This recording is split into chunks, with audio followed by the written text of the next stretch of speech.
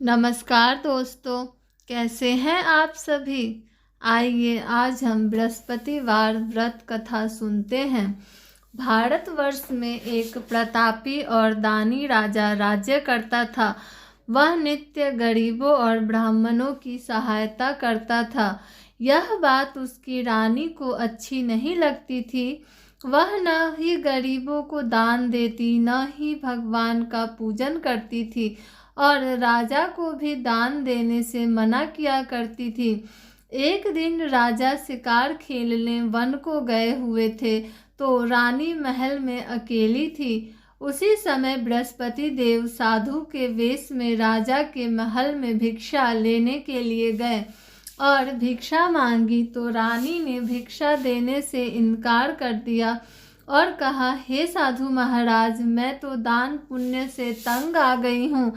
मेरा पति सारा धन लुटाते रहते हैं। मेरी इच्छा है कि हमारा धन नष्ट हो जाए, फिर न रहेगा बांस, न बजेगी बांसुरी। साधु ने कहा, हे देवी, तुम तो बड़ी विचित्र हो। धन संतान तो सभी चाहते हैं, पुत्र और लक्ष्मी तो पापी के घर भी होने चाहिए। यदि तुम्हारे पास अधिक धन है तो भूखे मनुष्यों को दो, भोजन करवाओ, प्याओ बनवाओ, मुसाफिरों के लिए धर्मशालाएं खुलवाओ। जो निर्धन अपनी कुमारी कन्याओं का विवाह न कर सकते हो, उनका विवाह करा दो। ऐसे और कई काम हैं जिनके करने से तुम्हारा यश लोक परलोक में फैलेगा। परंतु रानी पर उपदेश का कोई प्रभाव न पड़ा। वह बोली, महाराज, आप मुझे कुछ न समझाएं।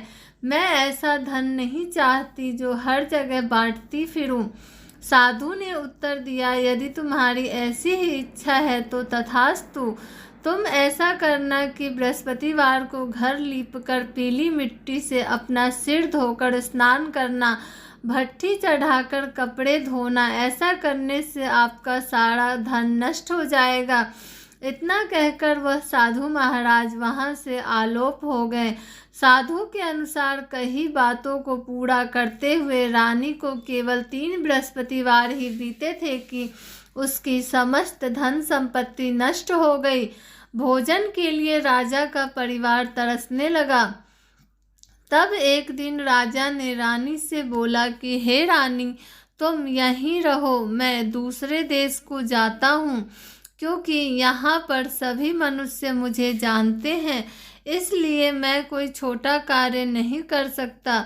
ऐसा कहकर राजा परदेश चला गया। वह वहाँ जंगल से लकड़ी काटकर लाता और शहर में बेचता। इस तरह वह अपना जीवन व्यतीत करने लगा। इधर राजा के परदेश जाते ही रानी और दासी दुखी रहने लगी। एक बार जब रानी और दासी को 7 दिन तक बिना भोजन के रहना पड़ा, तो रानी ने अपनी दासी से कहा, हे दासी, पास ही के नगर में मेरी बहन रहती है। वह बड़ी धनवान है, तो उसके पास जा और कुछ ले आ, ताकि थोड़ी बहुत गुजर बसर हो जाए। दासी रानी के बहन के पास गई। उस दिन गुरुवार था और रानी की बहन उस समय बृहस्पतिवार कथा सुन रही थी। दासी ने रानी की बहन को अपनी रानी का संदेश दिया, लेकिन रानी की बड़ी बहन ने कोई उत्तर नहीं दिया। जब दासी को रानी की बहन से कोई उत्तर नहीं मिला, तो वह बहुत दुखी हुई और उसे क्रोध भी आया। रानी ने वापस आकर सारी बात बताई। सुनकर रानी ने अपने भाग्य को कोसा। उधर रानी की बहन ने सोचा कि मेरी बहन की दासी आई थी, परंतु मैं उससे नहीं बोली, इससे वह बहुत दुखी हुई होगी। कथा सुनकर और पूजन समाप्त करके वह अपनी बहन के घर आई और कहने लगी, हे बहन, मैं बृहस्पतिवार का व्रत कर रही थी। तुम्हारी दासी मेरे घर आई थी, परंतु जब तक कथा होती है तब तक न उठते हैं और न बोलते हैं, इसीलिए मैं नहीं बोली। कहो दासी, क्यों गई थी? रानी बोली, बहन तुमसे क्या छिपाऊं, हमारे घर में खाने तक को अनाज नहीं था। ऐसा कहते कहते रानी की आंखें भर आई। उसने दासी समेत पिछले 7 दिनों से भूखे रहने तक की बात अपनी बहन को विस्तार पूर्वक सुना दी। रानी की बहन बोली, देखो बहन, भगवान बृहस्पति देव सबकी मनोकामना पूर्ण करते हैं। देखो शायद तुम्हारे घर में अनाज रखा हो।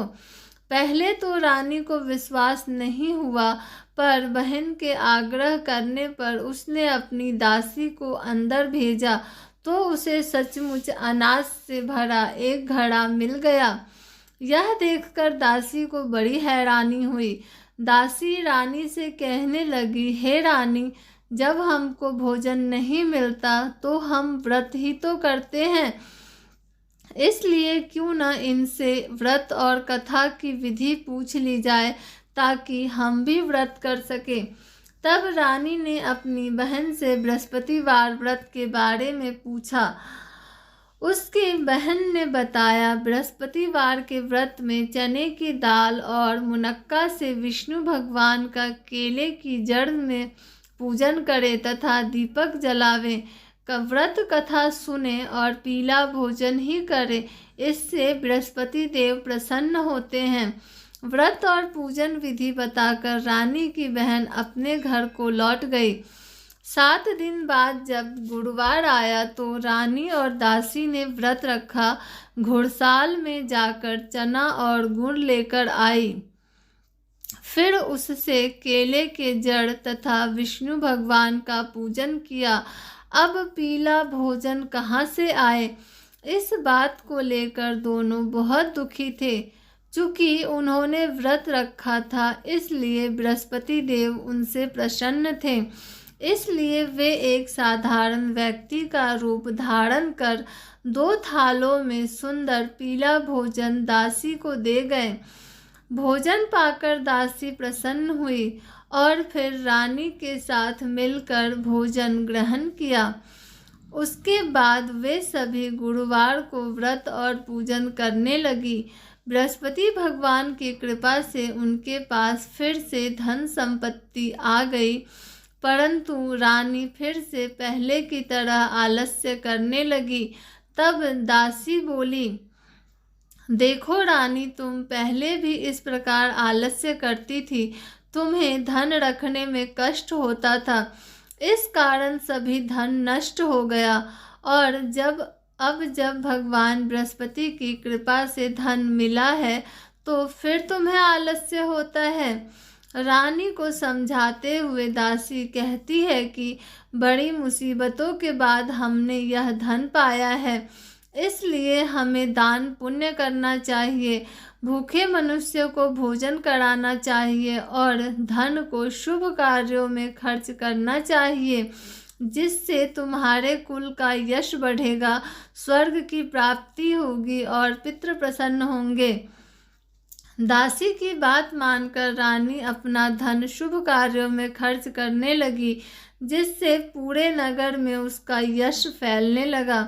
बृहस्पतिवार व्रत कथा के बाद श्रद्धा के साथ आरती की जानी चाहिए। इसके बाद प्रसाद बांटकर उसे ग्रहण करना चाहिए। एक दिन राजा दुखी होकर जंगल में एक पेड़ के नीचे आसन जमाकर बैठ गया। वह अपनी दशा को याद करके व्याकुल होने लगा। बृहस्पतिवार का दिन था। एकाएक उनके सामने निर्जन वन में एक साधु प्रकट हुए। वह साधु वेश में स्वयं बृहस्पति देवता थे। लकड़हारे के सामने आकर बोले, हे लकड़हारे, इस सुनसान जंगल में तू चिंता मग्न क्यों बैठा है?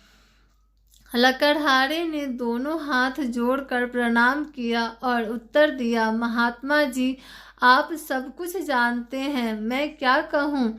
यह कहकर रोने लगा और साधु को अपनी आत्मकथा सुनाई। महात्मा जी ने कहा, तुम्हारी स्त्री ने बृहस्पति के दिन बृहस्पति भगवान का निरादर किया है, जिसके कारण रुष्ट होकर उन्होंने तुम्हारी यह दशा कर दी है। अब तुम चिंता मत करो, मेरे कहने पर चलो तो तुम्हारे सब कष्ट दूर हो जाएंगे और भगवान पहले से भी अधिक संपत्ति देंगे। तुम बृहस्पतिवार के दिन कथा किया करो। 2 पैसे के चने मुनक्का लाकर उसका प्रसाद बनाओ और शुद्ध जल से लोटे में शक्कर मिलाकर अमृत तैयार करो। कथा के पश्चात अपने सारे परिवार और सुनने वाले प्रेमियों में अमृत व प्रसाद बांटकर आप भी ग्रहण करो। ऐसा करने से भगवान तुम्हारी सब मनोकामनाएं पूर्ण करेंगे। साधु के ऐसे वचन सुनकर लकड़हारा बोला, हे प्रभु, मुझे लकड़ी बेचकर इतना पैसा नहीं मिलता जिससे भोजन के उपरांत कुछ बचा सकूं। मैंने रात्रि में अपनी स्त्री को व्याकुल देखा है। मेरे पास कुछ भी नहीं जिससे मैं उसकी खबर मंगा सकूं। साधु ने कहा, हे लकड़हारे, तुम किसी बात की चिंता मत करो। बृहस्पतिवार के दिन तुम रोजाना की तरह लकड़ियां लेकर शहर को जाओ। तुमको रोज से 2 गुना धन प्राप्त होगा, जिससे तुम भली भांति भोजन कर लोगे तथा बृहस्पति देव की पूजा का सामान भी आ जाएगा। इतना कहकर साधु अंतर्धान हो गए। धीरे धीरे समय व्यतीत होने पर फिर वही बृहस्पतिवार का दिन आया। लकड़हारा जंगल से लकड़ी काटकर किसी शहर में बेचने गया। उससे उस दिन और अधिक पैसा मिला। राजा ने चना गुड़ आदि लाकर गुरुवार का व्रत किया।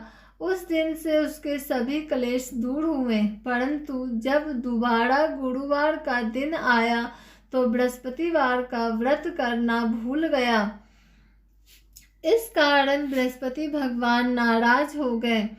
उस दिन नगर के राजा ने विशाल यज्ञ का आयोजन किया तथा शहर में यह घोषणा करा दी कि कोई भी मनुष्य अपने घर में भोजन न बनावे न आग जलावे।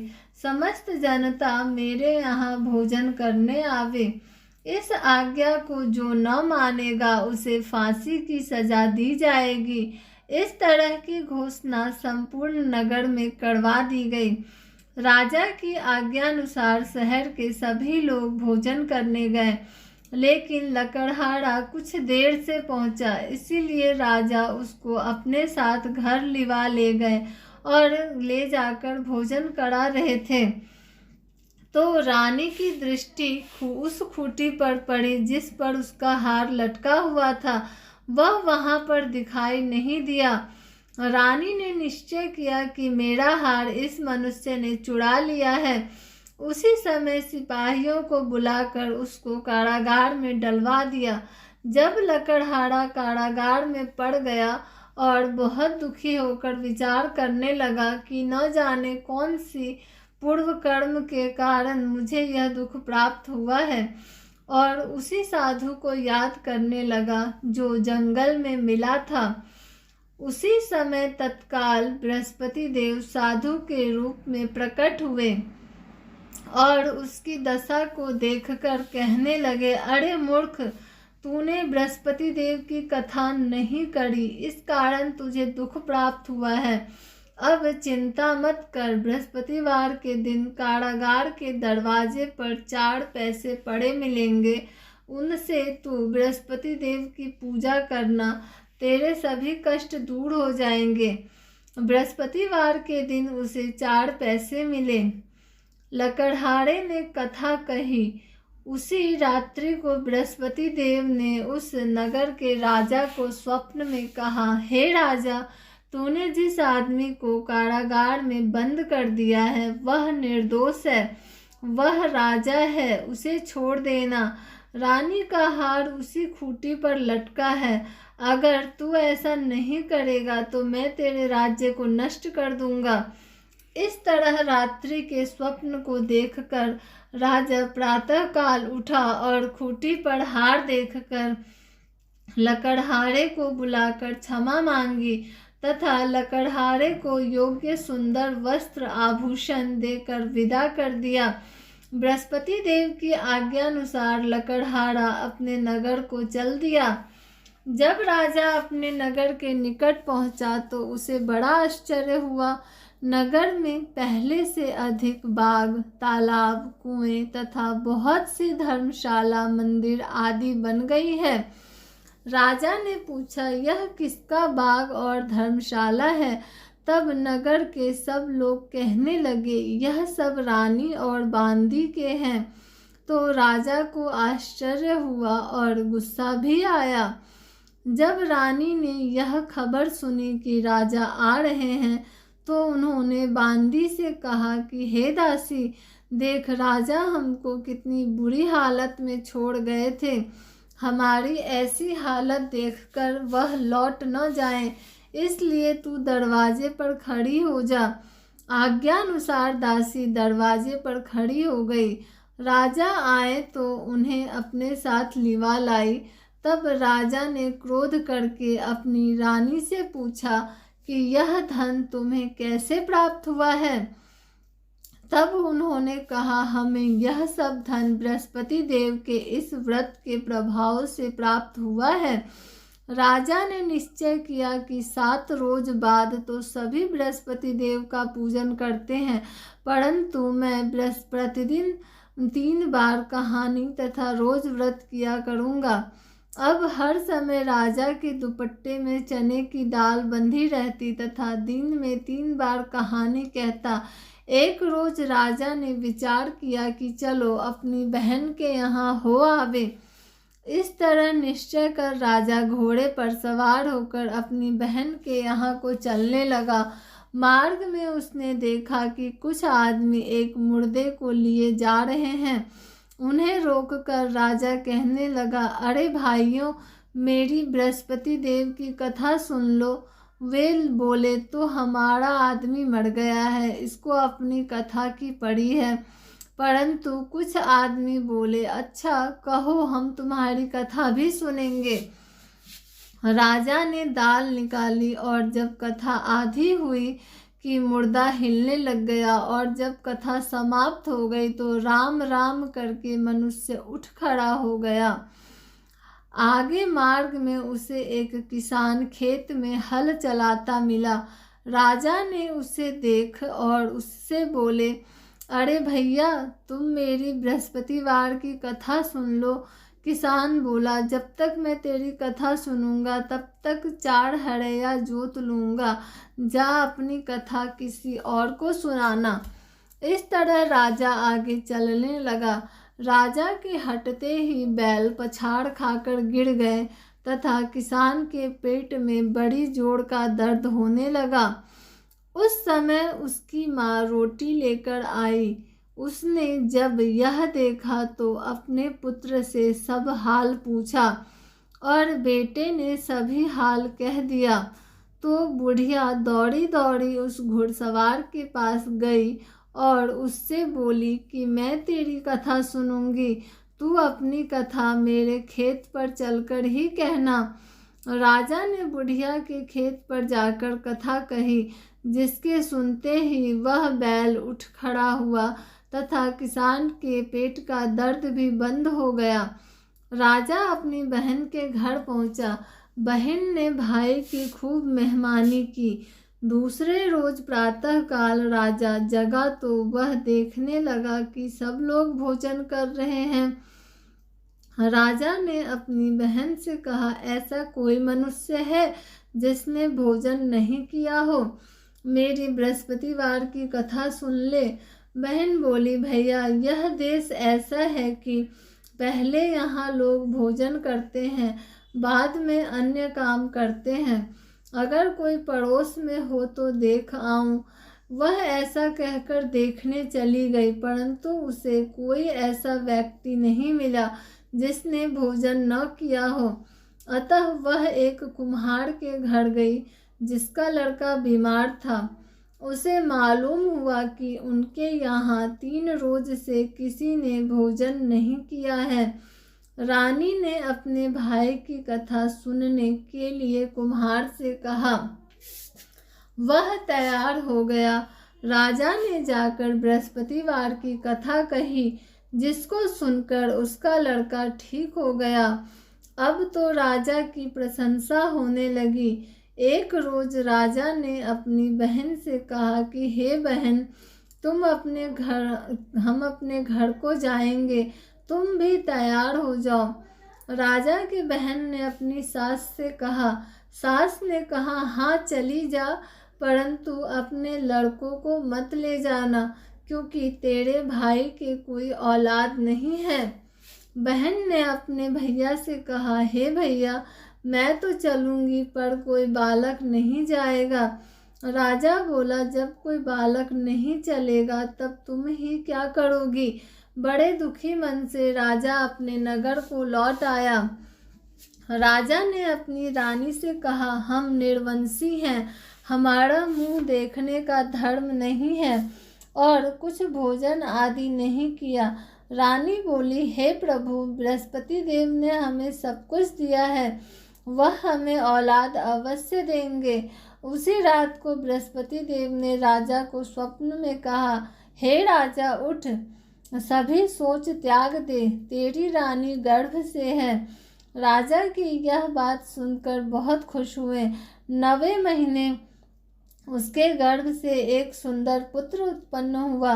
तब राजा बोला, हे रानी, स्त्री बिना भोजन के रह सकती है, पर बिना कहे नहीं रह सकती। जब मेरी बहन आवे तुम उनसे कुछ मत कहना। रानी ने सुनकर हाँ कर दिया। जब राजा की बहन ने यह शुभ समाचार सुना तो वह बहुत खुश हुई तथा बधाई लेकर अपने भाई के यहाँ आई। तब रानी ने कहा, घोड़ा चढ़कर तो नहीं आई, गधा चढ़ी आई। राजा की बहन बोली, भाभी, मैं इस प्रकार न कहती तो तुम्हें औलाद कैसे मिलती।